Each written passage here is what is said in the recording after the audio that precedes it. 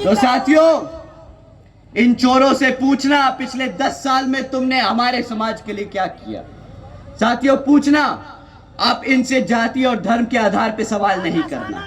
अगर हम जाति और धर्म के आधार पे कुछ सवाल कर दिए तो इलेक्शन कमीशन कल हमें बंद कर देगा, कहेगा तुम जाति और आधार के नाम पर वोट मांगने का काम कर रहे हो। परंतु आदरणीय प्रधानमंत्री जी भड़काऊ भाषण दे सकते हैं, प्रधानमंत्री जी मुसलमान और हिंदू कर सकते हैं, तब इलेक्शन कमीशन की आंखों पे पट्टी बंध जाएगी, मुंह पे टेप बंध जाएगा, तब इनके हाथ में कोई ताकत नहीं होगी। पर जब साथियों, पर जब आपका बहुजन समाज सवाल उठाता है तब इनको सारे कानून याद आ जाते हैं। कोई बात नहीं, एक समय आएगा जब गद्दी पर बहुजन समाज पार्टी की राष्ट्रीय अध्यक्ष बहन कुमारी मायावती जी प्रधानमंत्री होंगी और फिर वो कानून के आधार पर यहां पर काम करने का पूरी कोशिश करेंगी।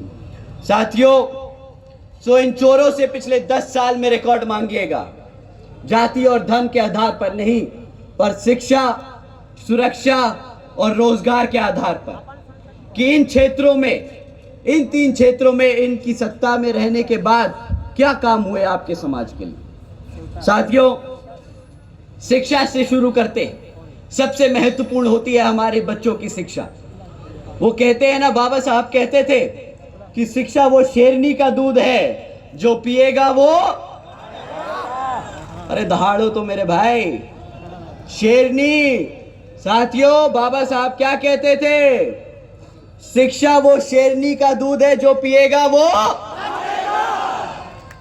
साथियों, ये लोग वो हैं जो हमारे बच्चों को, हमारे बच्चों की शिक्षा छीनने का काम कर रहे हैं। पिछले 10 सालों में इन्होंने सरकारी स्कूलों की इतनी हालत खराब कर दी है, बदतर कर दी है, कि आज अगर सरकारी स्कूल के बच्चे को आप गुणा भाग करने को कहो तो 8वीं कक्षा के बच्चे गुणा भाग नहीं कर पाते।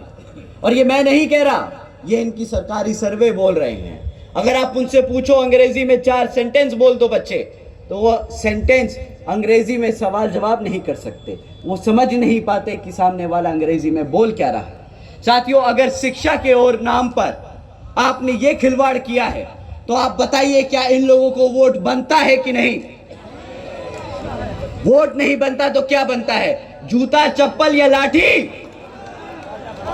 क्या तीनों मारोगे? तीनों मारोगे? ठीक है साथियों, तो एक एक जोड़ी चप्पल निकाल लीजिए, एक एक लाठी निकाल लीजिए और एक एक जूता निकाल लीजिए। वोट मांगने आए उसी हिसाब से उसे वोट, चप्पल, जूता और डंडा मार मार के उसको बता देना कि जो तुम लोगों ने हमारे से शिक्षा छीनी है उसके बदले तुम्हें वोट नहीं, ये डंडा मिलेगा। साथियों, शिक्षा के नाम पर इनसे जब सवाल करोगे तो ये आपको डिजिटल इंडिया की बात बताएंगे कि हमने डिजिटल इंडिया बनाया है। इंडिया में हर एक बच्चा आज कंप्यूटर पे है, वो टेक्नोलॉजी के बारे में सीख रहा है। परंतु साथियों, हकीकत ये है कि आज 65% से ज़्यादा सरकारी स्कूलों में एक कंप्यूटर तक नहीं है। अगर सरकारी स्कूलों में कंप्यूटर नहीं होगा तो कहाँ से डिजिटल इंडिया बनेगा?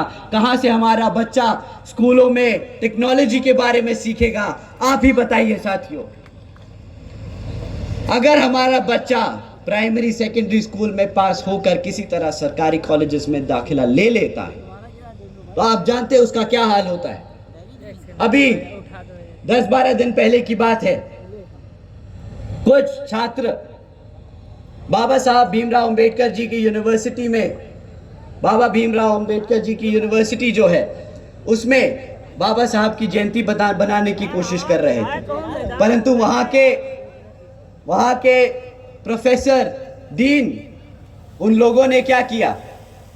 बच्चे अपने बाबा साहब को पूज रहे थे तो उनसे वो बर्दाश्त नहीं किया गया, लाठी मार मार कर उनको पीटा, सिक्योरिटी गार्ड को बुलाकर उनको पीटा और फिर उनके खिलाफ केस, फर्जी केस दर्ज कराकर उन्हें जेल में डाल दिया।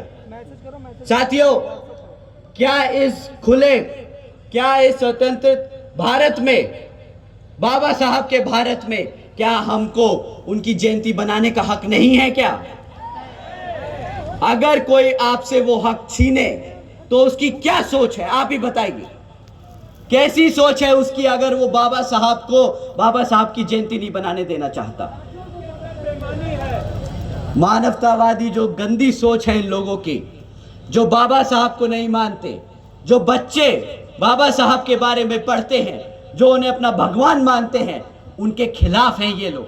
तो अगर सरकारी कॉलेजेस जहां पे शिक्षा दी जाती है, अगर शिक्षा के जन्मदाता, शिक्षा के जो प्रतीक है हमारे, अगर उसकी ही जयंती नहीं बनाने देंगे तो ये लोग किसके साथ हैं और किसके खिलाफ, आप खुद ही समझ जाइएगा साथियों। इन्होंने जातिवादी हमारे बच्चों की शिक्षा तक में घुसा रखी है।